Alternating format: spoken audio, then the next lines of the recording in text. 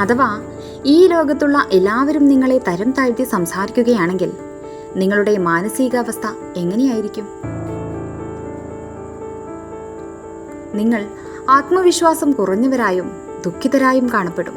എന്നാൽ വാസ്തവത്തിൽ ഈ ലോകത്ത് വളരെ പ്രശസ്തരായവരും പ്രഗത്ഭരായവരും സമർത്ഥരായവരുമെല്ലാം മറ്റുള്ളവരുടെ അവഗണനകൾ ഏറ്റുവാങ്ങാതെ എപ്പോഴും എല്ലാവരാലും പുകഴ്ത്തപ്പെട്ടുകൊണ്ട് വളർന്നവരാണോ? ഒരിക്കലുമല്ല. ഈ ലോകത്തിൽ ഉന്നത സ്ഥാനങ്ങൾ അലങ്കരിക്കുന്ന എല്ലാവരും എല്ലാ കാലത്തും മറ്റുള്ളവരാൽ ചവിട്ടിത്താഴ്ത്തപ്പെട്ടവർ തന്നെയാണ്. എന്നാൽ അവരുടെ മനോഭാവത്തിലുള്ള ഒരു വ്യത്യാസം എന്തായിരുന്നുവെന്ന് വെച്ചാൽ, എല്ലാവരും ചളി വാരി എറിയുമ്പോഴും അതിനെ മുഴുവൻ തനിക്ക് വളരുവാനുള്ള വളമാക്കി മാറ്റുന്ന മഹാവൃക്ഷങ്ങളായിരുന്നു അവർ. അതുപോലെ ഈ ലോകം മുഴുവൻ നിങ്ങളെ തരം താഴ്ത്തി കാണിക്കുകയാണെങ്കിലും നിങ്ങൾ ഒരിക്കലും അവനവനെ പഴിക്കരുത്. നിങ്ങൾ ഒരിക്കലും അവനവനെ തരം താഴ്ത്തുകയും ചെയ്യരുത്.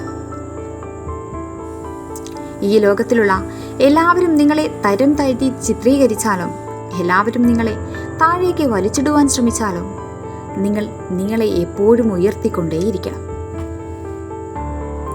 നിങ്ങൾ നിങ്ങളെ ഉദ്ധരിച്ചുകൊണ്ടേയിരിക്കണം. നിങ്ങൾ നിങ്ങളെ സ്വയം താഴേക്ക് വലിച്ചിടുവാൻ പാടില്ല.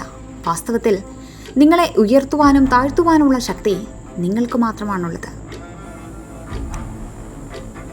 മറ്റുള്ളവർ നിങ്ങളെ പുകഴ്ത്തുകയാണെങ്കിലും താഴ്ത്തുകയാണെങ്കിലും നിങ്ങളുടെ മനസ്സ് അവരുടെ വാക്കുകളെയോ പ്രവൃത്തികളെയോ ഗൗരവത്തോടെ സ്വീകരിക്കുകയാണെങ്കിൽ മാത്രമേ നിങ്ങളെ അത് ബാധിക്കുക പോലും ചെയ്യൂ. നിങ്ങൾ അവഗണിക്കുന്ന കാര്യം ഒരിക്കലും നിങ്ങളെ സ്വാധീനിക്കുകയേയില്ല. മറ്റുള്ളവർ കാരണത്താൽ നിങ്ങൾ ഉയരുകയോ താഴുകയോ ചെയ്യുന്നുവെങ്കിൽ നിങ്ങളുടെ വ്യക്തിത്വത്തെ നിങ്ങൾ ഇന്നേവരെയും ഉറപ്പിച്ചിട്ടില്ല എന്നതാണർത്ഥം. നിങ്ങൾ നിങ്ങളുടെ വ്യക്തിത്വത്തെ ഇപ്രകാരം ശക്തമാക്കി മാറ്റൂ.